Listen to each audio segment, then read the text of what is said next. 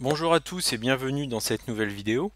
Aujourd'hui, je vais essayer de faire un petit peu d'éco-conduite avec ma Model 3. Bon, ça fait 6 mois que je l'ai quasiment et puis pour l'instant, bon, j'ai pas vraiment fait d'éco-conduite. C'est une voiture qui par défaut est assez économe et nous permet de rouler normalement.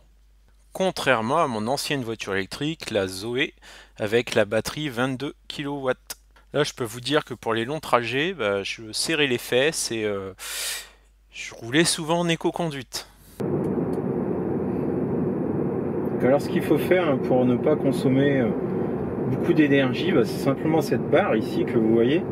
Il ne faut pas trop la mettre sur la droite parce que c'est là où on consomme le plus. Donc là on voit j'approche un rond-point, je relâche légèrement le pied de l'accélérateur pour régénérer de l'énergie.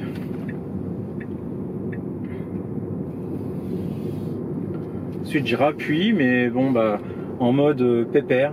Je vais pas y aller bien fort. De toute façon que j'arrive à 80 km/h en 2 secondes ou 10 secondes, c'est pas ça qui va changer vraiment mon temps de trajet. Là on est en vitesse quasiment de croisière. Donc moi je déconseille vraiment d'utiliser l'autopilote. Donc l'autopilote il fait vraiment des gros à-coups, il freine fortement, il accélère assez brutalement aussi. Donc les meilleures consommations que vous pourrez obtenir c'est sans autopilote. Vous voyez là on est à 168 watts par kilomètre, légère montée, et là je pense arriver au rond-point ça va bien descendre parce que je vais récupérer de l'énergie, forcément je vais ralentir. Récupérer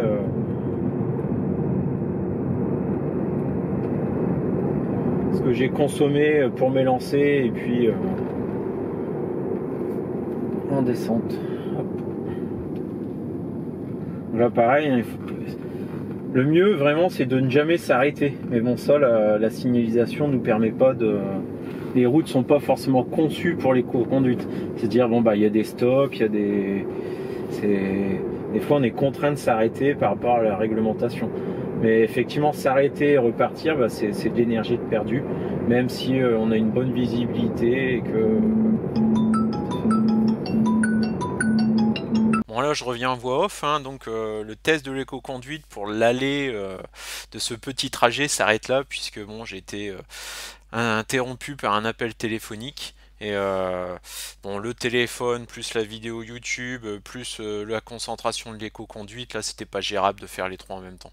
Néanmoins, vous avez pu voir qu'au premier rond-point, la première décélération du trajet finalement, on récupère, on passe de 160 Wh par kilomètre à dans les 140. Le début du trajet est toujours un petit peu plus gourmand, hein. Enfin du moins la moyenne est plus grosse puisqu'il a fallu élancer la voiture, il y a l'énergie cinétique de la voiture hein, qui entre en jeu, et puis peut-être aussi des batteries qui ne sont pas encore totalement chaudes.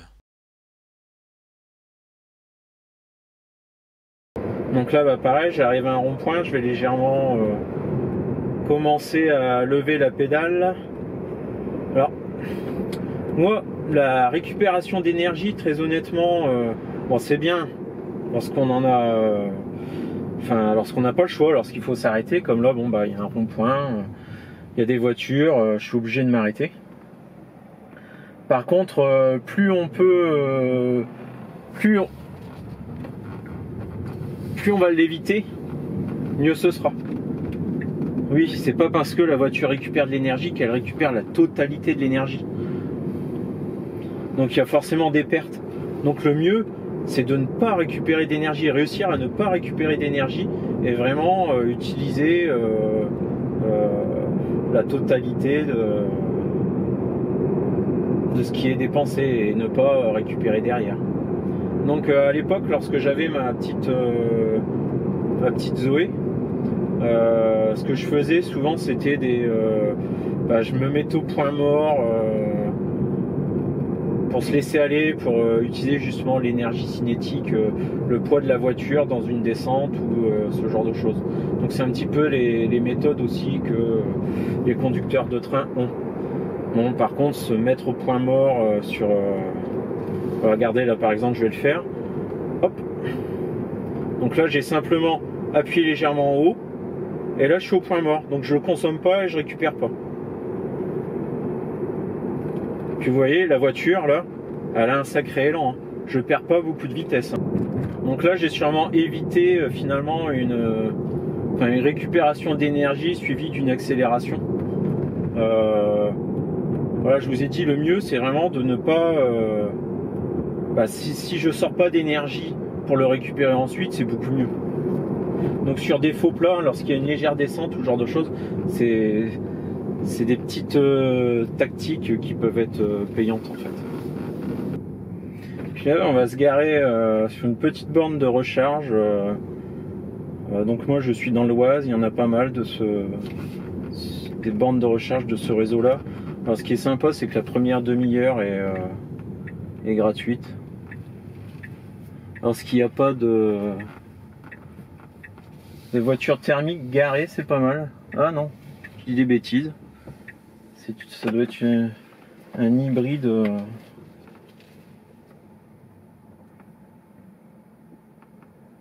Hop.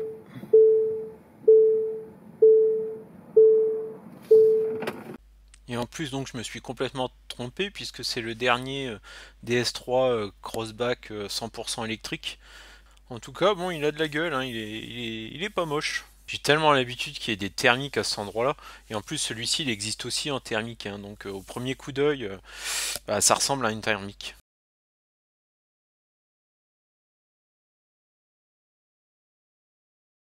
Bon, allez hop, on est reparti. Donc, bon, c'était juste pour tester la borne. Hein. Je suis pas resté me charger dessus.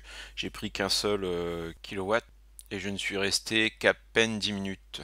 Et c'est une charge lente, hein. La voiture ne permet que de recharger qu'à 11 kW par heure. Donc là en voix off, je sais déjà que j'ai obtenu des très bons résultats sur le retour. J'ai vérifié hein, sur Google Maps élévation, je suis parti, enfin là du point où je suis pour le retour, je pars à une altitude de 55 mètres et je vais arriver donc chez moi, mon domicile, à une altitude de 46 mètres.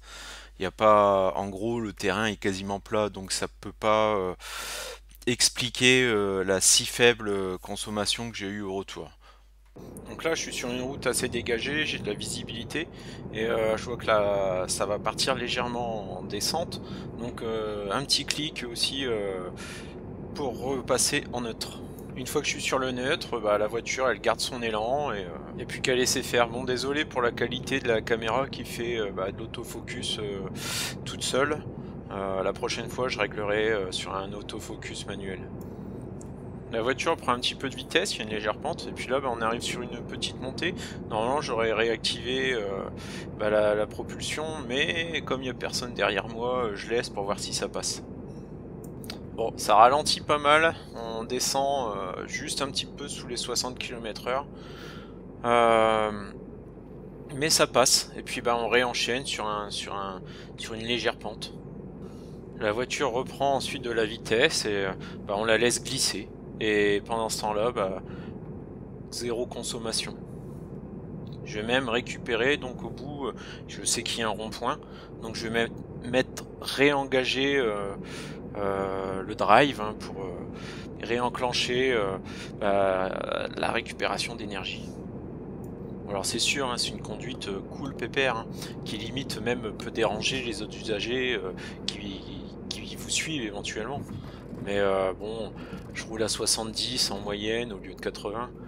Ça va pas me changer grand chose à ma vie, hein, niveau temps perdu. Donc là, bon, sortie de rond-point. À la sortie de rond-point, j'ai une légère montée. Donc on y va tout cool, hein, j'appuie doucement. Surtout que je sais qu'après passer ce petit obstacle, on va l'appeler comme ça, puisqu'on est vraiment dans la recherche du moindre effort, je sais que j'ai une légère pente derrière. Avec à nouveau un rond-point qui, de mémoire, me semblait beaucoup plus proche que ça. Bon, c'est pas grave, tant pis. J'aurais pu effectivement réaccélérer un petit peu plus. Vous remarquerez quand même que ma consommation la moyenne d'énergie, elle est passée de 140 kW par heure à quasiment un tout petit peu plus que 100. Donc on a vachement diminué. Bon, d'un point de vue ensuite purement théorique, passer comme ça au neutre en conduisant, bon, c'est pas vraiment conseillé, hein. Vous perdez le frein moteur, donc il faut avoir les réflexes pour réenclencher rapidement. Bon, on a de la chance sur la Tesla, ça se fait avec simplement un petit coup de molette à droite, hein, mais c'est pas des bonnes habitudes de conduite. Il n'y a rien a priori qui nous interdit dans le code de la route de rouler au neutre, mais bon, il faut savoir que par exemple, sur une thermique, c'est encore plus grave parce que vous perdez totalement le frein moteur, bon là aussi, hein. Ensuite, il peut y avoir aussi des éléments de sécurité qui sont liés à la conduite au neutre, par exemple l'aide au freinage d'urgence, l'ABS, enfin il faut vous renseigner sur le véhicule avec lequel vous tentez l'expérience. C'est à faire sur route dégagée avec une bonne visibilité où le risque est minime, quoi. Et personnellement, j'irai pas le faire en ville avec de la circulation et des gens autour.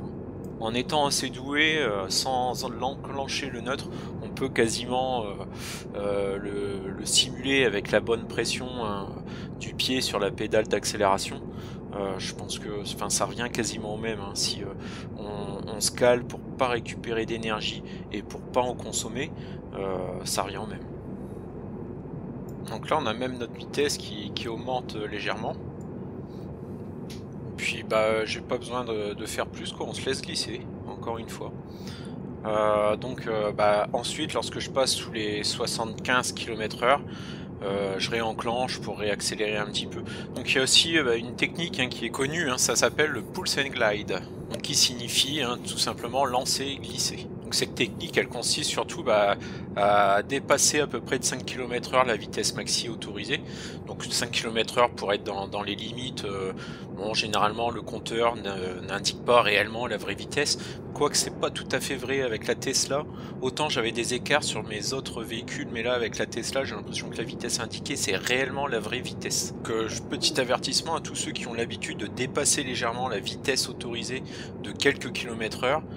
Cette fois-ci avec la Tesla, c'est pas pareil, attention. Donc alors je reviens, donc le principe, hein, c'est vraiment donc de dépasser de 5 km/h et puis à l'inverse de se laisser glisser jusqu'à être sous des 5 km/h de la vitesse autorisée. Donc on oscille dans une fourchette de 10 km/h, 10 à 10-15 km/h, et en passant donc d'une vitesse moindre à une vitesse plus rapide, et ensuite on se laisse glisser.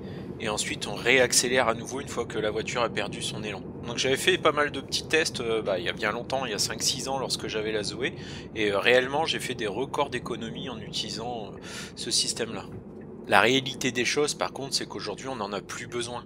Les batteries sont assez grosses pour l'utilité qu'on en a, donc ça devient c'est pas utile, et limite c'est même un peu dangereux d'utiliser ces techniques là. Mais c'est sûr, si vous n'avez pas encore de Tesla, mais une ancienne électrique avec une petite batterie, ça peut être tentant. Le mieux, c'est que vous vous renseignez vous-même, tapez sur un moteur de recherche, hein, Pulse and Glide, et puis vous aurez plein de sites qui en parlent. Donc on a les TGV, hein, qui le font, et puis même un oiseau le fait aussi, parce qu'en battant des ailes, il bat des ailes plusieurs coups d'affilée, et ensuite il se laisse porter par le vent jusqu'à ce que son poil rattrape, et avant de s'écraser au sol, il rebat à nouveau des ailes.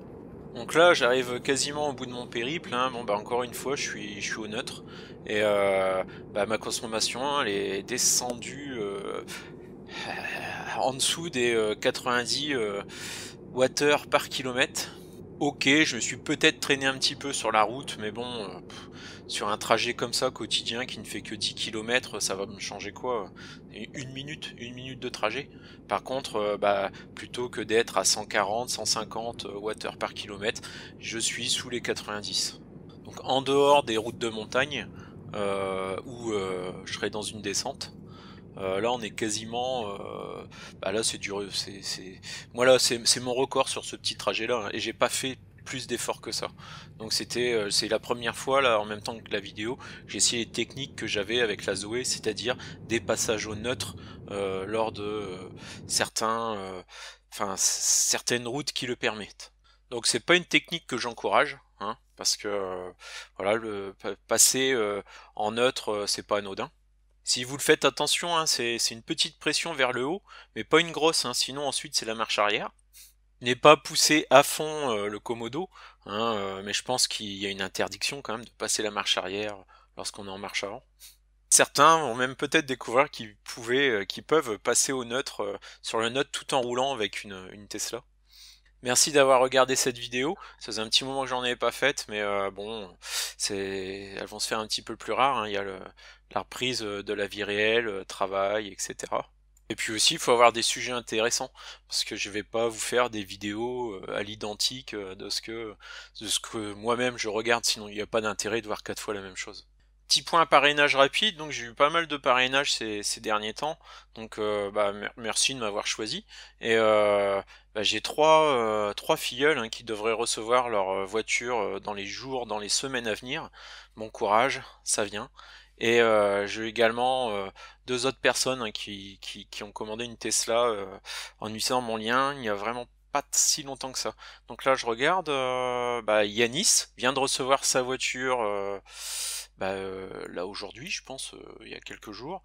Donc félicitations. Et puis également Sylvain qui devrait l'avoir dans pas très longtemps. Et Zach Redin qui l'a commandé aussi début juillet. Donc pour lui, je pense que la livraison va avoir lieu bientôt.